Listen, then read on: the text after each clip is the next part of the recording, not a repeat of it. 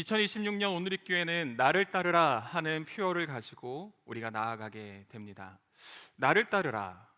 어떻게 보면 정말 심플하고 그리고 단호한 하나의 표어처럼 느껴지기는 하지만 저는 이 표어를 제 마음 가운데 묵상하면서 이런 질문이 저에게 좀 생기더라고요. 주님은 하나님께서는 도대체 어떤 사람을 제자로 부르셨을까?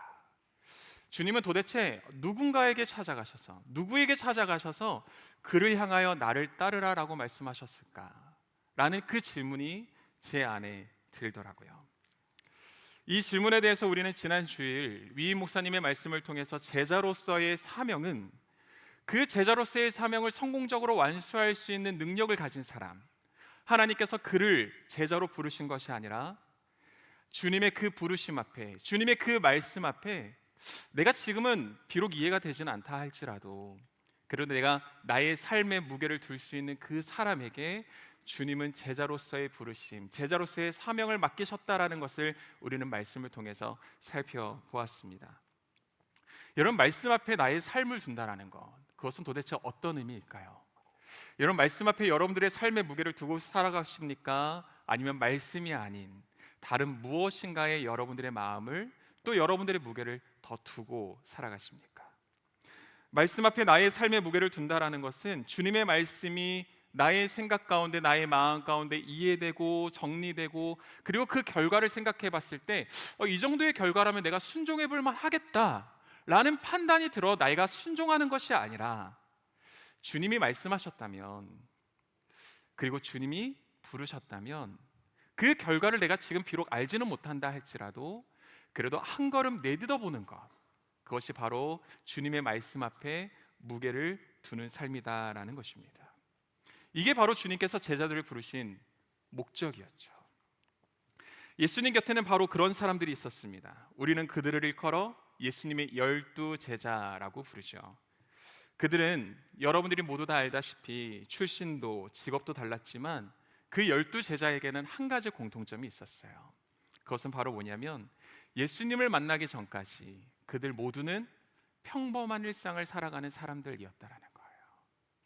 예수님께서 부르셨던 그 12명의 제자들은 한 가지의 공통점이 있었는데, 그것은 바로 무엇이었냐? 예수님의 부르심을 받기 전까지는 모두가 평범한 일상을 살아가는 사람들이었다라는 거죠. 마치 누구처럼요? 저와 여러분들처럼요. 또 그들에게는 공통점이 또 하나 있었습니다. 그것은 바로 무엇이었냐면 준비된 리더가 아니었어요. 그리고 어떤 면에 있어서는 복음을 드러내기에는 부족함이 많아 보이는 것 같은 사람들이었습니다. 그런데 주님은 그들을 제자로 삼으세요. 주님, 저를 제자로 삼아 주십시오 라고 그들이 예수님께 찾아가서 예수님이 그들을 제자로 삼아 주신 것이 아니라 예수님께서 먼저 그들을 찾아가세요. 그리고 예수님이 초청하시죠. 나의 제자가 되어주지 않겠니? 라고요. 그래서 우리는 오늘부터 예수님의 12제자에 대해서 살펴보려고 합니다. 그 첫 번째 시간으로 우리 오늘 베드로에 대해서 함께 살펴보게 될 텐데, 이 예수님의 12제자들을 우리가 함께 12주간 살펴보면서 주님께서 그들을 부르신 목적은 도대체 무엇이었을까? 그리고 평범한 일상을 살아가는 그들이 어떠한 특별함과 어떠한 비범함이 있어 예수님의 제자가 됐던 것이 아니라 평범한 일상을 살아가던 그들이 어떻게 주님의 부르심 앞에 반응하며 결국에는 제자로서의 삶을 살아가게 되었는지 함께 고민하며 말씀 안에서 그 답을 찾아가는 시간이 되기를 간절히 소망합니다. 우리가 오늘 읽었던 누가복음 5장의 말씀의 배경은 게네사렛 호숫가라고 소개합니다. 여러분, 이 게네사렛이라는 이 지명은 여러분들에게 상당히 익숙한 지명이에요. 이 게네사렛과 동일한 지명의 이름은 바로 갈릴리거든요. 이 갈릴리 호수 가운데 예수님이 계셨습니다.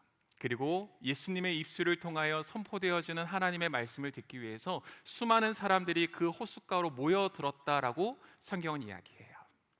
얼마나 많은 사람들이 모였는지는 모르겠어요. 근데 많은 사람들이 모였고 예수님께서 그 사람들을 보시자 내가 지금 이 상태로는 말을 전할 수 없겠다 판단이 드셨는지 그 호숫가 근처에 배 두 척이 있었는데 그 두 배 중에 시몬이라 하는 사람의 배에 예수님께서 오르시게 됩니다. 근데 여러분, 이 본문을 읽으면서 우리가 한 가지 주목해야 할 것은 무엇이냐면, 분명히 많은 사람들이 예수님 앞에 하나님의 말씀을 듣기 위해서 왔고, 또 다른 복음서, 또 다른 본문을 보게 되면 예수님께서 사람들에게 전하셨던 그 복음의 내용이 무엇이었는지 그 내용들을 성경에 기록하고 있는데, 이 누가복음 5장에서만큼은 예수님께서 사람들에게 전하셨던 그 복음의 내용이 무엇인지를 소개하고 있지 않다라는 거예요. 그냥 하나님의 말씀을 가르치셨습니다라는 것으로 끝나요. 그리고 4절부터 초점이 어떤 한 사람에게 집중되는 것을 보게 됩니다. 그 사람은 바로 누구냐면 그 배의 주인이었던 베드로였어요. 베드로, 그의 원래 이름은 시몬이었죠. 그는 갈릴리 바다에서 물고기를 잡아 생계를 이어가던 평범한 어부였습니다. 그에게는 형제가 있었죠. 안드레라는 형제예요.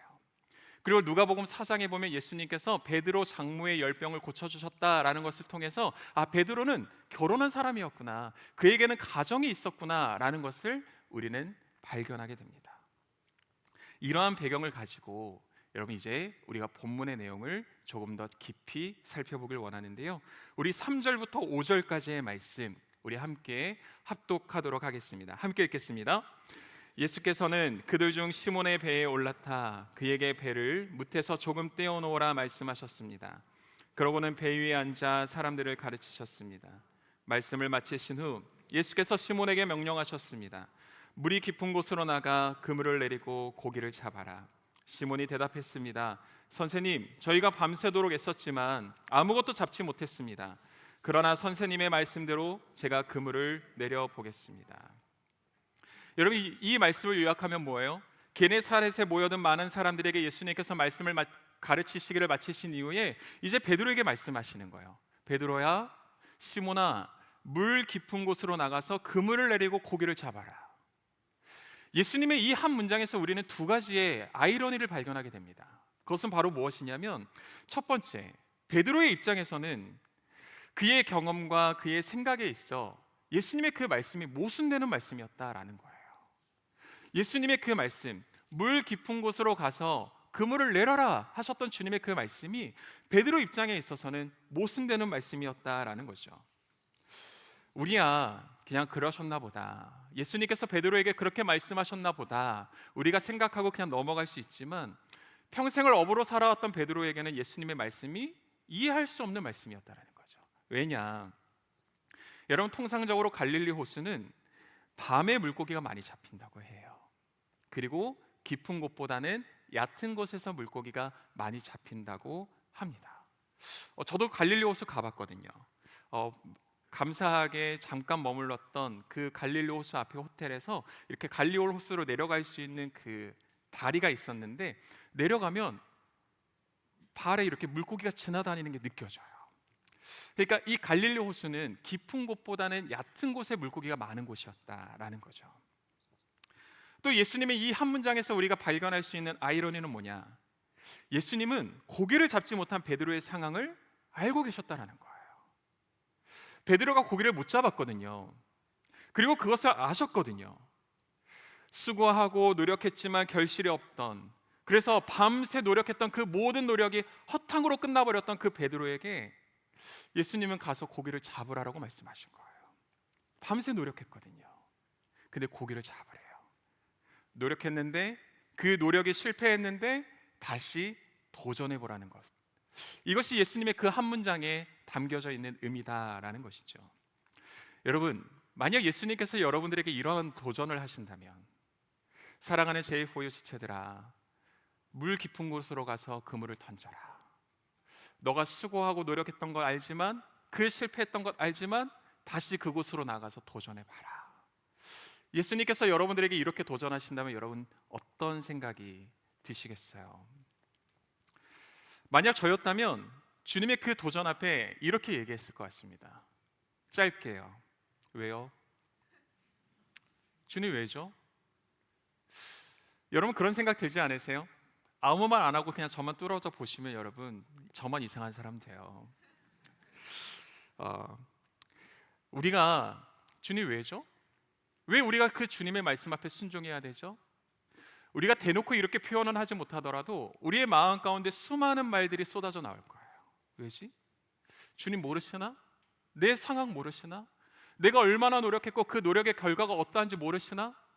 이제 좀 주님이 나를 좀 위로해 주셨으면 좋겠는데 왜 다시 나에게 말씀으로 도전하시는 거지? 그러한 궁금함과 그러한 마음이, 그러한 불편함이 우리의 마음 가운데 생긴다라는 거죠.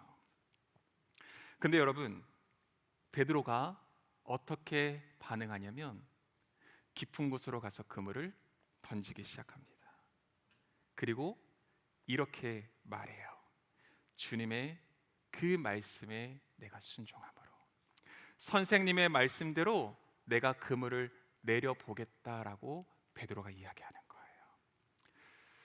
이 말씀, 주님의 말씀에 의지하여 내가 그물을 던져보겠습니다. 이 말씀이 어떻게 보면 상당히 멋진 고백인 것 같지만, 그리고 그 베드로의 순종이 그럼에도 불구하고 반응한 믿음의 모습이라 생각할 수 있지만 여러분, 그렇지 않다라는 거예요. 어떻게, 왜 그렇지 않다라고 생각할 수 있는가? 베드로는 그물을 던져보겠습니다 라는 그 말 앞서 베드로가 이렇게 말하고 있거든요. 선생님, 저희가 밤새도록 애썼지만 아무것도 잡지 못했습니다. 밤새도록 애썼지만 아무것도 잡지 못했습니다. 이 말의 의미는 뭐냐면 이거예요. 주님, 저희가 밤새 일하고 애썼습니다. 근데 밤새 허탕쳤던 그 그물을 조금 전에 다 정리했는데 또 그 그물을 내리라 말씀하시는 겁니까? 그것도 물고기가 안 잡힐 수 있는 그 대낮에, 그것도 낮은 곳이 아니라 깊은 곳에서 말이죠. 이 내용이 담겨져 있는 한 문장이 주님, 밤새도록 우리가 있었지만 아무것도 잡지 못했습니다라는 그 한 문장에 담겨져 있다라는 거예요. 근데 중요한 것은 무엇이냐? 베드로는 어찌됐든 그물을 던졌다라는 것입니다. 그리고 그 그물을 던졌을 때 어떤 일이 벌어질지 베드로는 알지 못했다라는 것이죠. 우리는 여기서 예수님께서 찾으시는 제자의 모습을 발견할 수 있다고 저는 생각합니다. 제자의 모습은 도대체 무엇인가? 주님의 그 부르심 앞에 내가 이해가 되어 말씀 앞에 순종하는 것이 아니라, 그리고 내가 그 말씀 앞에 내가 순종했을 때 그 순종의 결과가 무엇인지 내가 판단하고 예측하고 알았기에 내가 반응하는 것이 아니라 그저 주님께서 말씀하셨기에 순종하는 것, 이것이 바로 제자의 모습이다라는 것입니다. 여러분, 우리는 성경에 등장하는 여러 인물들을 통해서 이러한 순종의 모습을 동일하게 발견할 수 있게 되죠. 제가 참 좋아하는 성경의 인물인데요, 아브라함이 그렇죠. 창세기 12장 1절부터 4절까지 보면 하나님께서 75세가 된 아브라함에게 말씀하세요. 아브라함아, 너는 너의 고향과 친척과 아버지의 집을 떠나서 내가 너에게 지시할 땅으로 가라 라고 말씀하세요. 여러분, 사람의 나이가 75세가 되었다라는 말은 무슨 말이냐면 이제 어떠한 것을 도전하기보다는 이제 나의 삶에 좀 안정감을 찾아가야 될 시점이 되었다라는 거예요. 이제 내가 고생하는 것을 좀 멈추고 이제 나의 삶을 안정감 가운데서 이루어가야 될 그때 하나님께서 아브라함에게 도전하신 거죠. 아브라함아, 떠나라. 아브라함이 질문할 수 있어요. 주님, 어디로요? 그때 하나님이 말씀하시는 거예요. 아직 너에게 말할 수 없어. 그냥 떠나. 이게 하나님과 아브라함의 대화였다라는 거죠. 여러분, 하나님께서 여러분들이 그렇게 도전하신다면 여러분 어떻게 생각하실 것 같으세요? 하나님 앞에 이렇게 반응하지 않으시겠어요? 하나님 너무한 거 아니십니까? 하나님 너무한 거 아니세요? 그래도 최소한 목적지는 알려주고 떠나라고 하셔야죠. 근데 그냥 떠나라라고만 말씀하신다면 어떻게 하라는 거예요? 근데 여러분, 아브라함은 아버지의 집을 떠나게 되죠. 그리고 우리는 그 떠나는 말씀 앞에 중요한 표현 한 가지를 성경에서 발견하게 됩니다. 창세기 12장 4절은 이렇게 말씀하고 있어요. 화면 한번 준비해 주실 수 있을까요? 창세기 12장 4절. 그리하여 아브라함은 여호와께서 말씀하신 대로 떠났습니다. 여러분, 누구의 고백과 동일하죠? 베드로의 고백과 동일해요. 주님의 말씀대로 내가 그물을 던져 보겠습니다라고 했던 그 베드로의 고백과 주님의 말씀대로 떠나 보겠습니다라고 했던 아브라함의 고백이 같다라는 거예요. 우리는 이것을 통해서 주님께서 원하시는 제자의 모습이 무엇인가? 내가 이해가 되었고 내가 그 결과가 예측이 되었기 때문에 그 말씀 앞에서 순종하며 나아가는 것이 제자의 삶이 아니라 나의 왕이 되셨던 주님이 나에게 말씀하셨다면 그 말씀에 순종하기를 결단하는 삶, 그것이 바로 제자의 모습이었다라는 것입니다. 여러분, 현실적으로 그리고 이성적으로 생각해 보면 바다에서 물고기를 잡는 데 있어서만큼은 베드로가 예수님보다 한 수 위였어요. 왜요? 베드로의 직업은 어부였거든요. 예수님의 직업은요, 뭐였죠, 여러분? 예, 100점입니다, 여러분. 그렇기 때문에 엄연히 따지면 베드로가 예수님의 말씀을 들을 이유는 없었던 거예요. 그런데 예수님의 말씀에 순종하지 않았다면 베드로는 경험할 수 없었겠죠. 무엇을요? 배 두 척에 가득 실을 수 있었던 그 물고기가 잡혔던 그 기적과 같은 경험을요. 하나님께서 여러분들의 삶 가운데 지금 당장 이해되지 않는 어떠한 말씀에 도전을 하신다면요, 그 도전 뒤에 바로 하나님의 결과가 예비되어 있다라는 거예요. 우리는 그 예비된 하나님의 결과를 우리는 지금 다 이해할 수는 없지만 그래도 나에게 말씀하신 분이 주님이시기에 그 주님을 신뢰하며 나아가는 것이 제자의 모습이라는 거죠. 제가 이 말씀을 묵상하다가 한 가지 일이 좀 생각이 났었어요. 작년 여름 온누리교회 대학 청년부 교역자들은 여름이 되면 해외, 국내 아울리치를 떠나게 되죠. 저도 작년에 2개의 나라를 갔다 왔거든요. 일본과 튀르키예를 갔다 왔었는데 그중 한 사역지에서 있었던 일이었습니다. 매일 새로운 사역들이 계획되고 준비되는 와중에 팀에는 한 가지 작지만 사소한 문제가 계속해서 반복해서 일어났어요. 그건 뭐냐면 사역 시간에 5분, 10분 늦어지는 거예요. 우리가 분명히 그 선교지로, 그 선교 사역지로 우리가 9시까지 가야 되는데 도착하면 9시 5분, 9시 10분 이렇게 되는 거예요. 왜 그런가? 이제 매일 자정이 다 돼서 이제 마무리되는 사역 스케줄 때문에, 그리고 20명 남짓되는 그 지체들이 남자 여자 각각 한 개밖에 없는 그 샤워실에서 샤워를 하고 준비를 해야 되다 보니까 이제 피곤함 가운데 조금 더 쉬고 또 지체들이 돌아가면서 씻다 보니까 그 준비 시간이 좀 늦어진 거죠. 근데 이제 저희 팀의 팀장은 누구였냐? 이제 저도 조금은 계획적인 사람인데 그 팀장은 저보다 더 계획적인 사람이었어요. 회사를 운영하는 지체였거든요. 그러니까 그 지체는 5분, 10분을 쪼개서 계산하는 사람이었어요. 그 팀장이 이제 매일 아침마다 저를 찾아와서 이야기하는 거예요. 목사님, 잠깐 저 좀 보시죠. 그럼 이제 저는 이렇게 쭉 끌려가요. 왜요, 팀장님? 그럼 이제 그 팀장이 그러는, 이렇게 가면 저희 늦을 것 같은데 목사님 지체들에게 뭐라고 좀 이야기하셔야 되는 거 아닐까요? 좀 재촉 좀 하셔야 되는 거 아닐까요? 할렐루야. 그러고 있어요. 근데 이제 좀 이따 또 와요. 저희 목사님 진짜 출발하셔야 돼요. 지금 이래도 되면 저희 늦어요. 그럼 또 저는 뭐 할 수밖에 없는, 할렐루야 하는 거예요. 근데 이런 일들이 반복되는 거죠. 첫째 날, 둘째 날, 셋째 날. 근데 제가 고민하고 기도하던 중에 제가 그 팀장님에게 이렇게 얘기했어요. 팀장님, 그 교회 목사님께는 제가 양해 부탁드리겠습니다. 제가 가서 사과드릴게요. 대신 저희 20명 남짓되는 지체들이 나오게 되면 팀장님 절대 인상 쓰지 말고 절대 감정적인 말 하지 말고 그 지체들이 웃으면서 나올 수 있도록, 그 지체들이 우리의 숙소에서 사역지까지 20분 남짓되는 그 거리를 기쁨으로 갈 수 있도록 팀장님이 그 역할을 해주세요. 우리가 사역하는 것보다 더 중요한 것은 우리 팀이 하나 되는 겁니다. 제가 그렇게 얘기했어요. 그 팀장은 어떻게 했을까요, 여러분? 만약에 여러분들이 팀장이었고 제가 그렇게 얘기했다면 여러분 어떻게 하시겠어요? 할렐루야, 아멘, 네, 감사합니다. 그 팀장님이 어느 순간부터 말을 안 하는 거예요. 뭐예요? 마음이 상했다라는 거죠. 심지어 팀장이 운전하고 제가 조수석에 앉아 있는데 20분 동안 가는데 한마디를 안 해요. 상당히 뻘쭘한 관계, 그 불편한 그 시간이 지나고 있는데 이제 모든 사역을 마무리하고 귀국을 하루 앞둔 날 팀장이 운전을 하고 가다가 갑자기 말을 하는 거예요. 저희 목사님, 왜요 팀장님?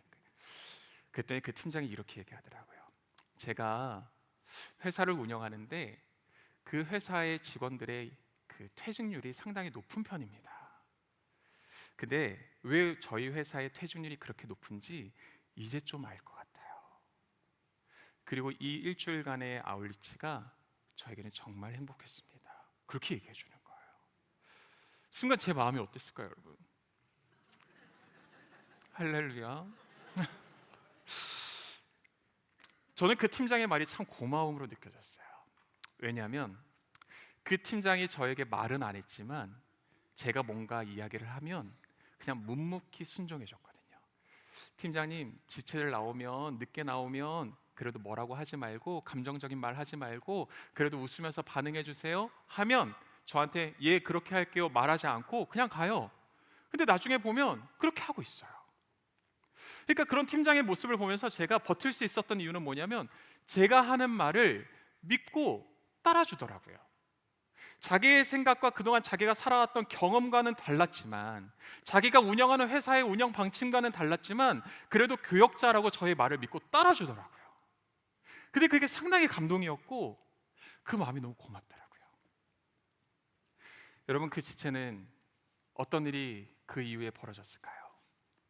그 팀에서 여자친구를 만나 2달 뒤에 결혼을 하게 됩니다. 네. 할렐루야. 가장 반응이 좋군요.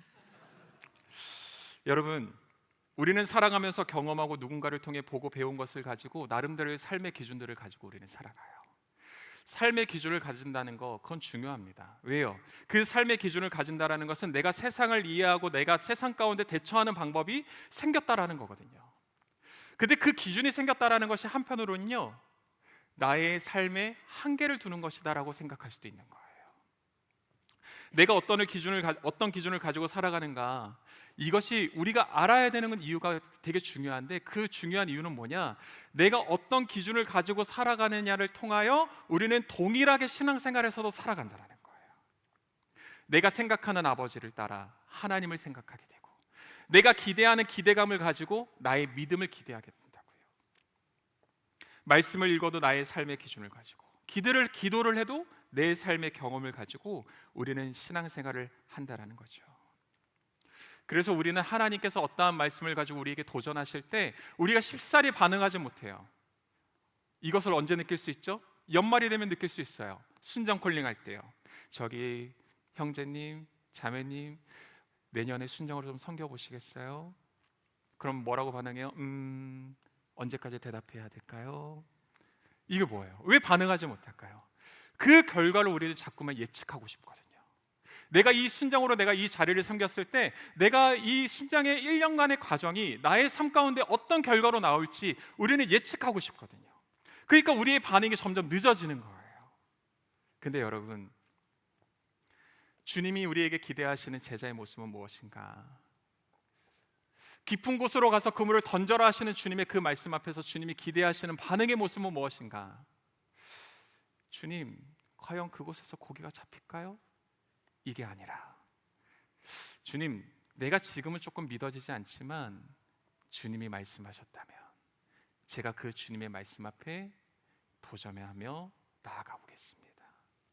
지금 내 마음이 조금 삐지기는 해도 지금 내 마음이 조금 불편하기는 해도 내가 그래서 주님 앞에 내가 말하고 싶지 않고 기도하고 싶지는 않아도 주님이 나에게 말씀하셨다면 주님, 내가 한번 따라가 보기는 하겠습니다. 이게 주님께서 기대하시는 제자의 모습이다라는 것이죠. 여러분, 여러분들에게 이러한 마음이 있기를 간절히 소망합니다. 이러한 마음이 있기를 소망합니다.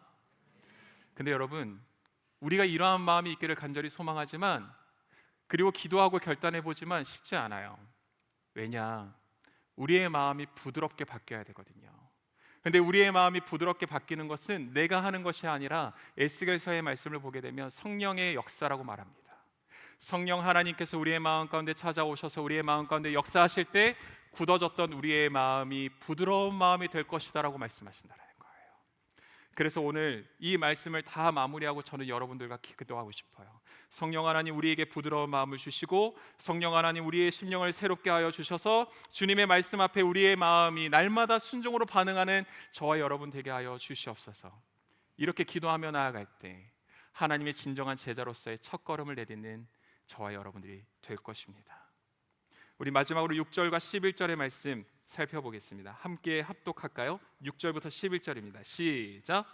어부들이 그 말씀대로 했더니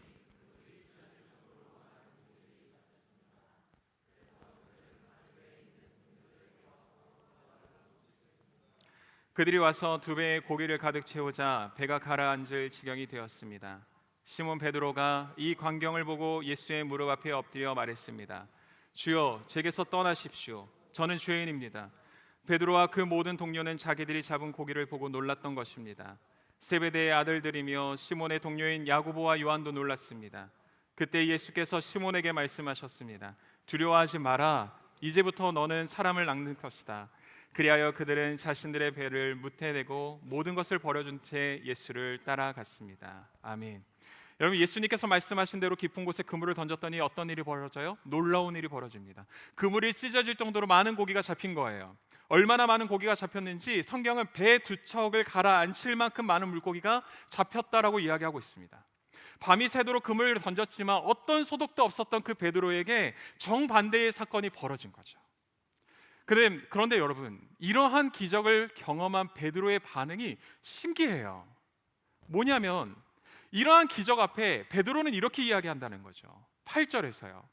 주여, 제게서 떠나십시오. 저는 죄인입니다. 기적을 경험했거든요. 밤새 내가 수고하고 애썼던 그 노력과 정반대의 사건이 나에게 벌어졌거든요.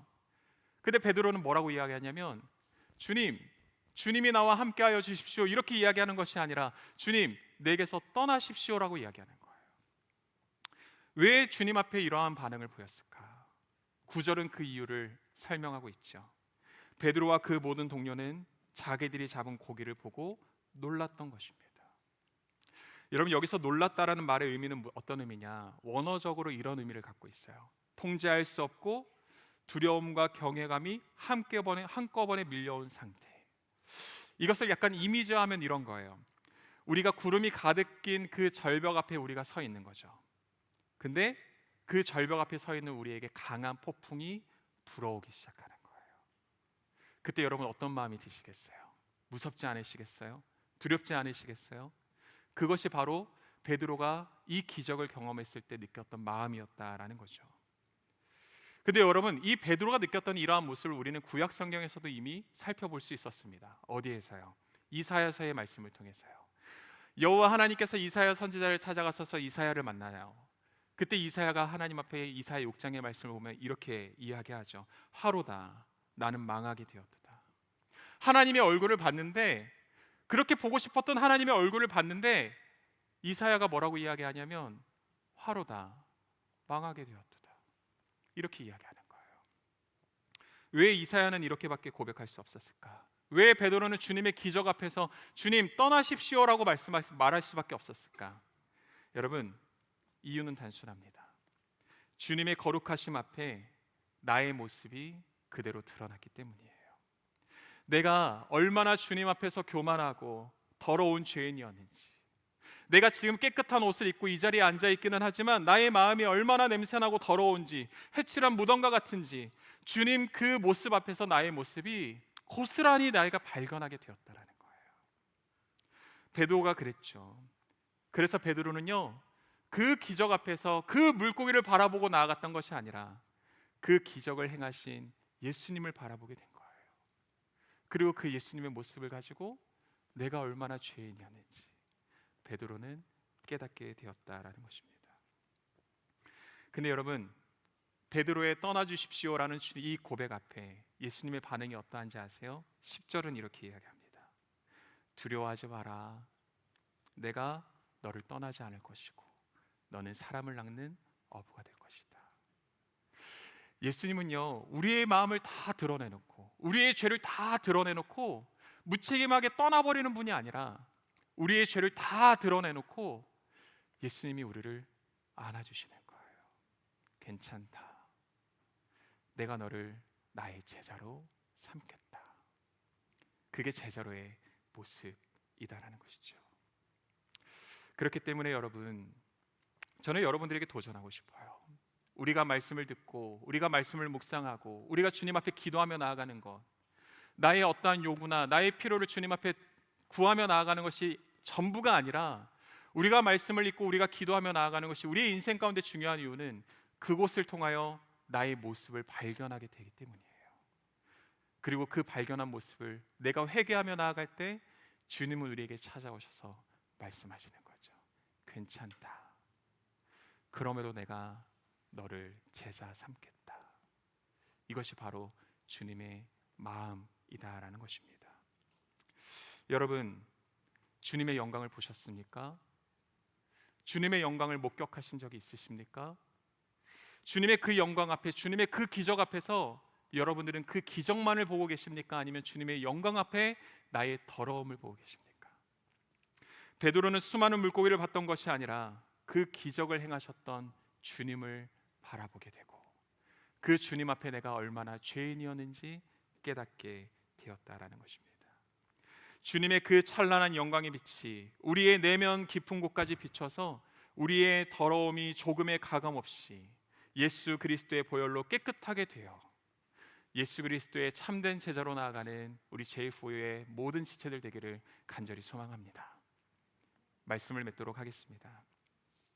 여러분, 우리는 누가복음 5장의 말씀을 통하여 제자들을 부르신 하나님의 마음을 살펴봤어요.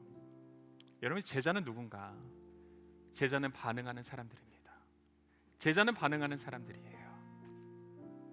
제자에게 가장 중요한 능력은 그에게 얼마나 많은 돈이 있고 얼마나 많은 스펙이 있고 얼마나 대단함이 있는가, 얼마나 세상의 평가가 좋은가, 그게 아니라 주님의 그 말씀 앞에 반응하는 모습, 그것이 바로 주님이 기대하시는 제자의 모습이라는 거죠. 비록 지금 당장은 이해가 되지 않고 또 주님의 그 말씀이 비합리적인 말씀인 것 같아도 주님께서 말씀하셨다면 그래도 내가 믿고 신뢰하는 것. 여러분, 누가 그런 예수님의 편이 되시겠습니까? 누가 그런 예수님의 편이 되시겠어요? 또한 제자의 삶은 나를 깨달음으로 시작되는 것이에요. 주님의 그 찬란한 빛을 통해 나의 모습을 발견하게 되는 것, 그것이 바로 제자의 시작입니다. 그러므로 여러분, 말씀 앞에서 나의 모습이 드러난다고 해서 두려워하지 마세요.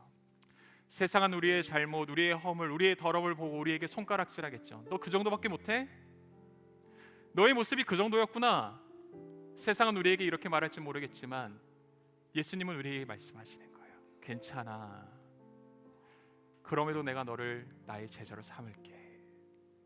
이것이 바로 주님의 초대라는 것이죠. 누가 그 말씀 앞에 반응하시겠습니까? 이 말씀을 기억하고 우리 함께 주 앞에 찬양하며 또한 기도하며 나아가길 원하는데요.